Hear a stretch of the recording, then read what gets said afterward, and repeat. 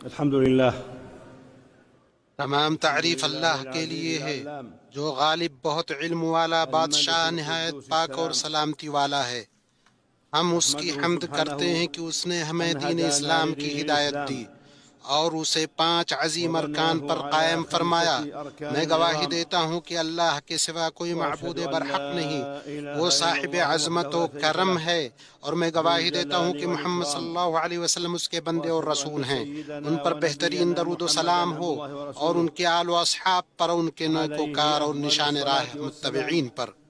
اما بعد، مومنو، اللہ کے احکام کو بجا لا کر ان کی منع کردہ چیزوں سے بچ کر اس کا تقوی اختیار کرو۔ اللہ متقی لوگوں سے محبت کرتا ہے اور انجام کار تقوی والوں کے لیے ہی ہے۔ تقوی دنیا و آخرت میں بھلائی کا سبب ہے۔ فرمان باری تعالی ہے، تقوی والوں کے لیے ان کے رب تعالی کے پاس جنتیں ہیں جن کے نیچے نہریں بہ رہی ہیں، جن میں وہ ہمیشہ رہیں گے، اور پاکیزہ بیویاں اور اللہ تعالی کی رضامندی ہے، اور اللہ بندوں کو دیکھ رہا ہے۔ اور اللہ نے فرمایا، اگر ان بستیوں کے رہنے والے ایمان لے آتے اور پرہیزگاری کرتے تو ہم ان پر آسمان اور زمین کی برکتیں کھول دیتے۔ اور حاجیوں کو تقوی کا حکم دیتے ہوئے مخاطب کر کے فرمایا کہ اپنے ساتھ توشہ راہ لے لیا کرو، سب سے بہتر توشہ اللہ تعالی کا تقوی ہے۔ اے عقل مندو، مجھ سے ڈرتے رہا کرو۔ اور تمام مخلوقات کو تقوی کی بنیاد پر تعاون کرنے کا حکم دیا، اور فرمایا نیکی اور پرہیزگاری میں ایک دوسرے کی امداد کرتے رہو، گناہ اور ظلم و زیادتی میں مدد نہ کرو، اللہ تعالیٰ سے ڈرتے رہو، بے شک اللہ تعالیٰ سخت سزا دینے والا ہے۔ اور تقوی یہ ہے کہ بندہ اللہ کے عذاب سے ڈر کر، اس کے اچھے ثواب کی امید رکھ کر، اس کے دین کو مضبوطی سے تھامے اور اس کی شریعت پر عمل کرے۔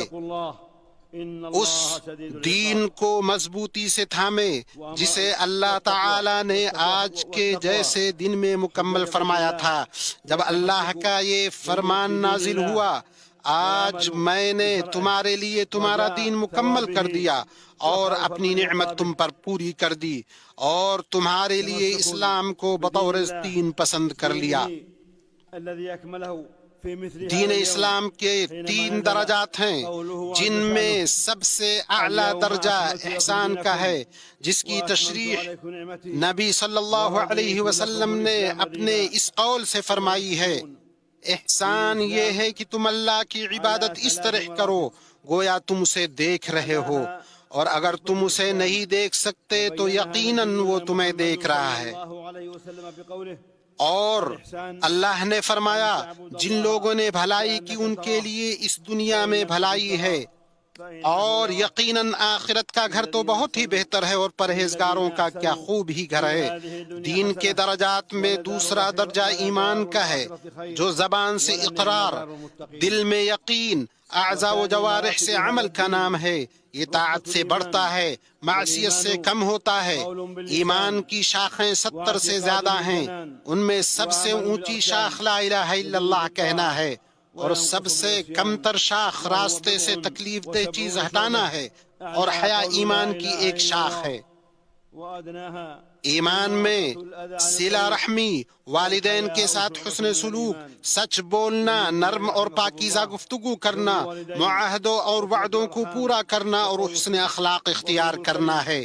اللہ تعالیٰ کی عبادت کرو، اس کے ساتھ کسی کو شریک نہ کرو، ماں باپ کے ساتھ احسان کرو، رشتہ داروں اور یتیموں سے اور مسکینوں سے اور قرابت دار ہمسایہ سے اور اجنبی ہمسایہ سے اور پہلو کے ساتھی سے، راہ کے مسافر سے اور ان سے جن کے تم مالک ہو۔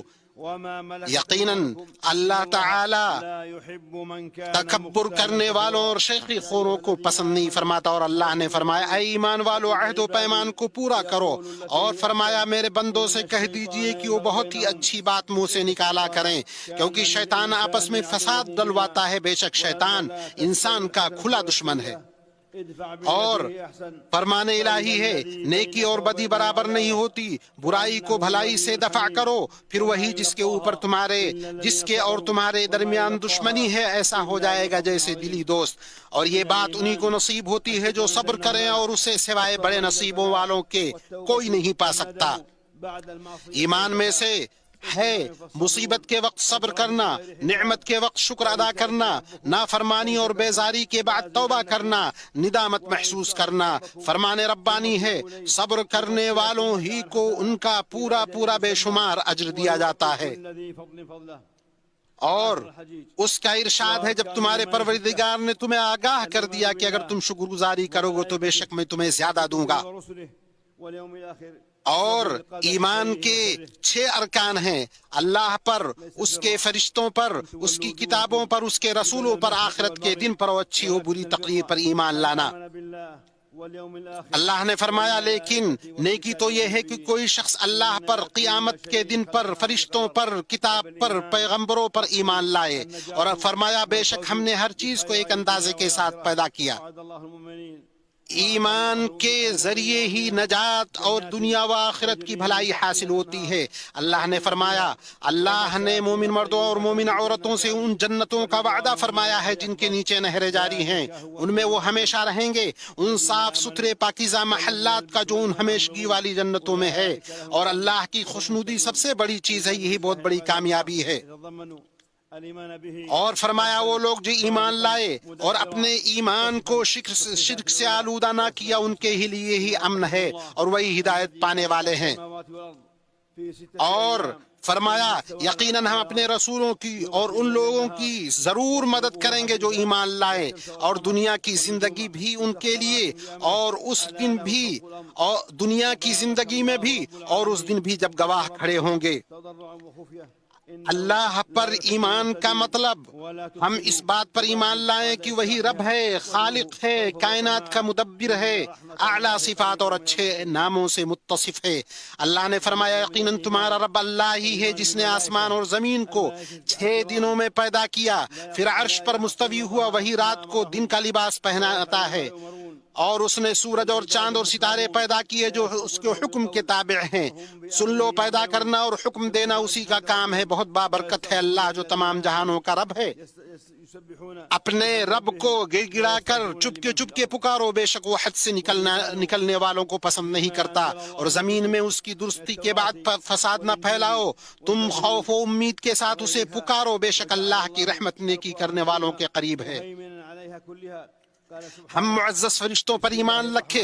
اللہ نے فرمایا اور فرشتے اپنے رب کی حمد کے ساتھ تسبیح کرتے ہیں اور زمین والوں کے لیے استغفار کرتے ہیں۔ ہم ان تمام کتابوں پر ایمان رکھیں جو اللہ نے نازل کی ہیں، جن میں تورات، انجیل بھی شامل ہیں، اور اللہ نے قرآن کریم کو ان تمام پچھلی کتابوں پر نگران بنایا ہے۔ اللہ کا فرمان ہے اللہ ہی ہے جس کے سوا کوئی معبود برحق نہیں، وہ زندہ ہے، قائم رکھنے والا ہے، اس نے آپ پر سچی کتاب نازل فرمائی۔ اور فرمایا اور ہم نے آپ پر سچائی کے ساتھ قرآن نازل کیا جو آپ سے پہلی کتابوں کی تصدیق کرنے والا اور ان پر نگران ہے۔ اور ہم اللہ کے تمام رسولوں پر ایمان رکھیں۔ اللہ نے کہا اور بے شک ہم نے آپ سے پہلے رسولوں کو ان کی قوموں کی طرف بھیجا، پس وہ ان کے پاس واضح نشانیاں لے کر آئے، پھر ہم نے ان لوگوں سے انتقام لیا جنہوں نے جرم کیا، اور ہم پر مؤمنوں کی مدد کرنا لازم ہے۔ ہم آخرت کے دن، قیامت کے دن، حساب و جزا کے دن پر ایمان رکھیں۔ یہ وہ دن ہے جس میں اللہ کے نیک بندوں کے لیے جنت کا بدلہ اور اس کے دشمنوں کے لیے دوزخ کا عذاب ہوگا۔ اللہ نے فرمایا یقیناً آخرت کا گھر ان لوگوں کے لیے بہتر ہے جو تقوی اختیار کرتے ہیں۔ کیا تم عقل سے کام نہیں لیتے؟ ہم اس بات پر ایمان رکھیں کہ اللہ نے تمام واقعات و حوادث کو پہلے ہی سے مقدر کر کے رکھا ہے، سبھی چیزوں کو لوح محفوظ میں لکھ دیا۔ اللہ نے ان سبھی کا ارادہ کیا اور ان کی تخلیق فرمائی۔ اللہ نے فرمایا یہی اللہ کی سنت پہلے کے لوگوں میں بھی رہی ہے، اللہ کا حکم ایک قطعی طے شدہ فیصلہ ہوتا ہے۔ اور فرمایا بے شک اللہ اپنے حکم کو نافذ کر کے رہتا ہے، یقیناً اللہ نے ہر چیز کے لیے ایک تقدیر مقرر کر رکھی ہے۔ نبی صلی اللہ علیہ وسلم نے اسلام کی تعریف یوں کی، اسلام یہ ہے کہ تم گواہی دو کوئی اللہ کے سوا کوئی معبود حقیقی نہیں اور محمد اللہ کے رسول ہیں، نماز قائم کرو، زکوٰۃ دو، رمضان کے روزے رکھو، اگر استطاعت ہو تو بیت اللہ کا حج کرو۔ لا الہ الا اللہ کی گواہی کا مطلب عبادت صرف اللہ کا حق ہے، اس پاک ذات کے سوا کسی اور کی عبادت نہیں کی جائے گی، چاہے وہ کوئی فرشتہ، نبی، صالح و نیک اور ولی ہی کیوں نہ ہو۔ اللہ کا فرمان ہے، لوگوں اپنے رب کی عبادت کرو جس نے تمہیں اور تم سے پہلے لوگوں کو پیدا کیا تاکہ تم پرہیزگار بن جاؤ، اور فرمایا تم اللہ کے ساتھ کسی اور معبود کو مت پکارو ورنہ تم سزا پانے والوں میں سے ہو جاؤ گے۔ اور اللہ نے فرمایا کہہ دیجئے اے اہل کتاب، آؤ ایسی بات کی طرف جو ہمارے اور تمہارے درمیان یکساں ہے کہ ہم اللہ کے سوا کسی کی عبادت نہ کریں اور اس کے ساتھ کسی کو شریک نہ ٹھہرائیں، اور ہم میں سے کوئی دوسرے کو اللہ کے سوا رب نہ بنائے۔ پھر اگر وہ اعراض کریں تو کہہ دو گواہ رہو کہ ہم مسلمان ہیں۔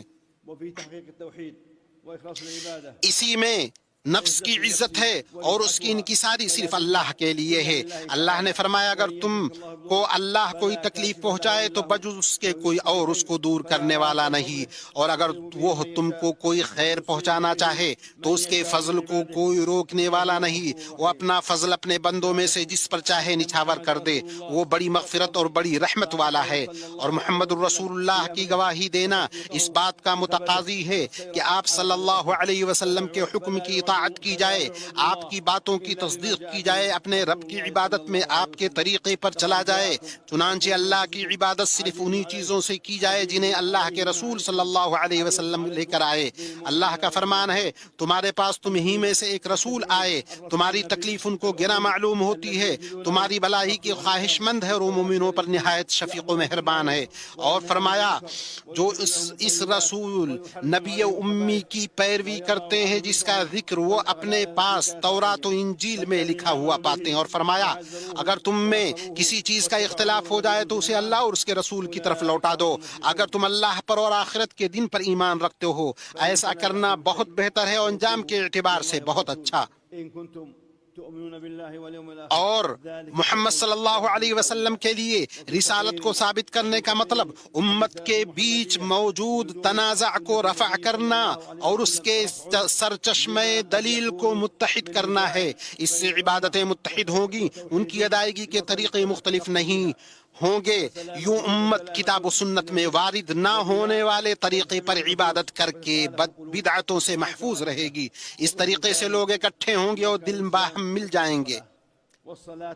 اسلام کے ارکان میں سے دوسرا رکن نماز قائم کرنا تاکہ وہ بندے اور اس کے رب کے درمیان رابطے کا ذریعہ ہو، اس کی نجات اور وقت کی تنظیم کا سبب ہو، بندے کے احساس کا ذریعہ ہو کہ اس کا رب اسے دیکھ رہا ہے، اس سے وہ بڑے کاموں اور ذمہ داریوں کو انجام دینے کی ٹریننگ پائے گا۔ نماز میں ظاہر و باطن کی طہارت اور معنوی و حسی طہارت ہے۔ باجماعت نماز سے سماج میں ہم آہنگی ہوتی ہے اور لوگوں میں باہمی محبت پیدا ہوتی ہے۔ اللہ نے فرمایا نمازوں کی حفاظت کرو، بالخصوص درمیان والی نماز کی، اور اللہ تعالیٰ کے لیے با ادب کھڑے رہو۔ اور اللہ کا فرمان ہے بے شک نماز مومنوں پر مقررہ وقتوں میں فرض ہے، اور اللہ کا فرمان ہے یقیناً نماز بے حیائی و برائی سے روکتی ہے۔ اللہ کا فرمان ہے یقیناً ایمان والوں نے فلاح حاصل کر لی جو اپنی نماز میں خشوع کرتے ہیں۔ اور فرمان ربانی ہے اے ایمان والو جب تم نماز کے لیے اٹھو تو اپنے منہ کو، اپنے ہاتھوں کو کوہنیوں سمیت دھو لو، اپنے سروں کا مسح کرو، اپنے پاؤں کو ٹخنوں سمیت دھو لو، اگر تم جنابت کی حالت میں ہو تو غسل کرو۔ اور فرمایا دن کے دونوں سروں میں نماز قائم کرو، رات کی کئی ساعتوں میں بھی، یقیناً نیکیاں برائیوں کو دور کرتی ہیں۔ یہ نصیحت ہے نصیحت پکڑنے والوں کے لیے۔ اسلام کے ارکان میں سے ہے کہ جو مال انسان کماتا ہے اس میں سے ایک حصہ مخصوص مصارف میں زکوٰۃ دینا، جس سے معاشرے کا نفع ہوگا، معیشت کی رفتار بڑھے گی۔ بخیلی، کنجوسی، انانیت سے نفسوں کی پاکی ہے، خرچ کرنے نوازنے پر نفس کی تربیت ہے، اس سے ضرورت مندوں کی خبرگیری ہوتی ہے، سماجی رشتے مضبوط کیے جاتے ہیں، معاشرے کے افراد باہم ایک دوسرے سے جڑتے ہیں جس سے محبت پیدا ہوتی ہے، الفت پنپتی ہے، سماجی ہم آہنگی حاصل ہوتی ہے۔ اللہ کا فرمان ہے اور زکوٰۃ دیتے رہا کرو، جو کچھ بھلائی تم اپنے لیے آگے بھیجو گے سب کچھ اللہ کے پاس پالو گے، بے شک اللہ تعالیٰ تمہارے اعمال کو خوب دیکھ رہا ہے۔ اور اللہ کا فرمان ہے میری رحمت تمام اشیاء پر محیط ہے، تو وہ رحمت ان لوگوں کے نام ضرور لکھوں گا جو اللہ سے ڈرتے اور زکوٰۃ دیتے اور ہماری آیتوں پر ایمان لاتے ہیں۔ اور اللہ کا فرمان ہے صدقے صرف فقیروں کے لیے ہیں، مسکینوں کے لیے ہیں، ان کے وصول کرنے والوں کے لیے، ان کے لیے جن کے دل پرچائے جاتے ہیں، اور گردن چھڑانے کے لیے، قرض داروں کے لیے، اللہ کی راہ میں اور راہ رو مسافروں کے لیے ہے۔ اور چوتھا رکن ماہ رمضان کے روزے ہیں، جن سے صبر، شہوتوں سے لڑنے، مسکینوں کی ضرورت کے احساس کا نفسوں کو عادی بنایا جاتا ہے، ان کی تربیت کی جاتی ہے کہ وہ بری عادتوں سے نکلے، ان سے دل میں دنیا کی محبت کا غلبہ کم ہو جاتا ہے، ان میں تواضع اور جسموں کی صحت ہے۔ اللہ کا فرمان ہے ایمان والو، تم پر روزے رکھنا فرض کیا گیا جس طرح تم سے پہلے لوگوں پر فرض کیے گئے تھے، تاکہ تم تقوی اختیار کرو۔ گنتی کے چند ہی دن ہیں، لیکن تم میں سے جو شخص بیمار ہو یا سفر میں ہو وہ اور دنوں میں گنتی پوری کر لے۔ پھر فرمایا ماہ رمضان وہ ہے جس میں قرآن اتارا گیا، جو لوگوں کو ہدایت دینے والا، ہدایت کرنے والا ہے، اور جس میں ہدایت کی اور حق و باطل کی تمیز کی نشانیاں ہیں۔ پانچواں رکن حج ہے۔ اللہ تعالیٰ نے اپنے گھر کے حاجیوں کو اس کے مناسک ادا کرنے کی توفیق بخشی۔ حج آخرت کی یاد دہانی کراتا ہے، دلوں میں رب اور اس کے احکامات کی تعظیم راسخ کرتا ہے، ساتھ ہی انہیں تسلیم و رضامندی کے ساتھ قبول کرنے کی تعلیم دیتا ہے۔ حج میں جماعت کے ساتھ ہم آہنگ ہوا جاتا ہے، قربانی، نذر، فدیہ کے جانوروں کو ذبح کر کے کھانا کھلایا جاتا ہے۔ حج میں وقت کا احترام، نفع بخش چیزوں میں اس کا استعمال ہوتا ہے۔ اللہ نے فرمایا حج اور عمرے کو اللہ کے لیے پورا کرو، ہاں اگر تم روک لیے جاؤ تو جو قربانی میں میسر ہو وہ کر ڈالو۔ اور فرمایا حج کے مہینے مقرر ہیں، اس لیے جو شخص اس میں حج لازم کر لے وہ اپنی بیوی سے میل ملاپ کرنے، گناہ کرنے اور لڑائی جھگڑا کرنے سے بچتا رہے۔ بیت اللہ کے حاجیوں، رسول اللہ صلی اللہ علیہ وسلم نے پہلے خطبہ دیا، جمع و قصر کے ساتھ ظہر اور عصر کی نماز پڑھی، اس کے بعد عرفہ میں وقوف فرمایا یہاں تک کہ سورج غروب ہو گیا، پھر آپ مزدلفہ کے لیے روانہ ہوئے، وہاں 3 رکعت مغرب اور 2 رکعت عشاء کی نماز اکٹھی پڑھی اور رات گزاری یہاں تک کہ فجر کی نماز پڑھی، پھر وہاں اللہ کا ذکر کرتے ہوئے ٹھہرے رہے یہاں تک کہ خوب اجالا ہو گیا، پھر منا کے لیے روانہ ہوئے اور جمرہ عقبہ کو 7 کنکریاں ماری، پھر اپنی قربانی کے جانور ذبح کیے اور اپنا سر منڈوانے کے بعد پہلے مرحلے کے لیے حلال ہوئے، پھر کعبہ شریف گئے، اس کے 7 چکر لگا کر طواف افاضہ کیا، پھر آپ منا واپس آ گئے جہاں آپ نے تشریق کے 3 دن رات گزاری، جمرات کو کنکریاں ماری، آپ ہر دن 21 کنکریاں مارتے، پہلے جمرہ صغرا کو پھر جمرہ وسطیٰ کو کنکری مارتے اور ان دونوں کو کنکری مارنے کے بعد دعا کرتے، پھر جمرہ عقبہ کو کنکری مارتے۔ آپ نے 2 دن میں جلدی نکلنے کی اجازت دی ہے۔ اے مسلمانوں، آپ کا یہ دن فضیلت والا دن ہے جس میں اللہ تعالی جہنم سے گردنوں کو آزاد فرماتا ہے اور قریب ہو کر عرفہ میں ٹھہرنے والوں پر فرشتوں کے سامنے فخر جتاتا ہے۔ بس اللہ تعالی کی حمد و ثنا، ذکر اور دعا بکثرت کرو، کیونکہ یہ دعا کی قبولیت کے مقامات میں سے ہے۔ اللہ نے فرمایا اور تمہارے رب نے کہا مجھ سے دعا کرو میں تمہاری دعا قبول کروں گا۔ اے اللہ ہمارے گناہوں کو بخش دے، ہمارے معاملات کو آسان کر، ہماری ذریتوں کی اصلاح فرما، ہمیں جنت میں داخل کر اور جہنم سے ہمیں بچا لے۔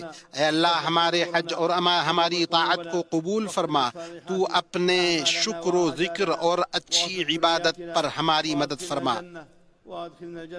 دنیا کے مغرب و مشرق میں مسلمانوں کے حالات سدھار دے، ان کے دلوں کو جوڑ دے، ان کے تمام معاملات کا ذمہ لے لے، ان کے بیچ محبت پیدا کر۔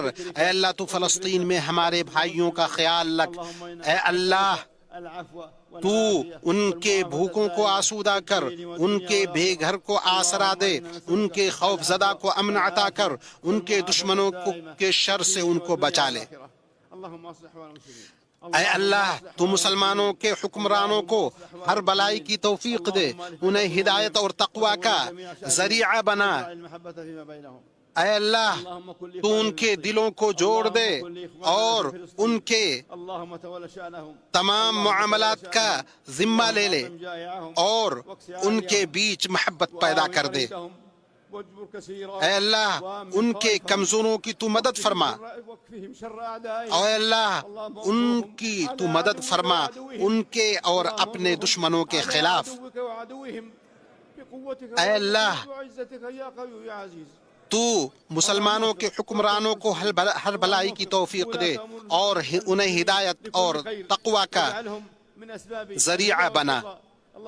اے اللہ خادم حرمین شریفین شاہ سلمان بن عبد العزیز اور ان کے ولی عہد شہزادہ محمد بن سلمان کو توفیق سے نواز، اور اسلام اور مسلمانوں کے لیے انہوں نے جو کچھ پیش کیا اور پیش کر رہے ہیں اس پر انہیں بہترین بدلہ عنایت کر۔ اے اللہ تو ہمیں دنیا میں بھی بھلائی دے، آخرت میں بھی بھلائی دے، اور جہنم کی عذاب سے بچا۔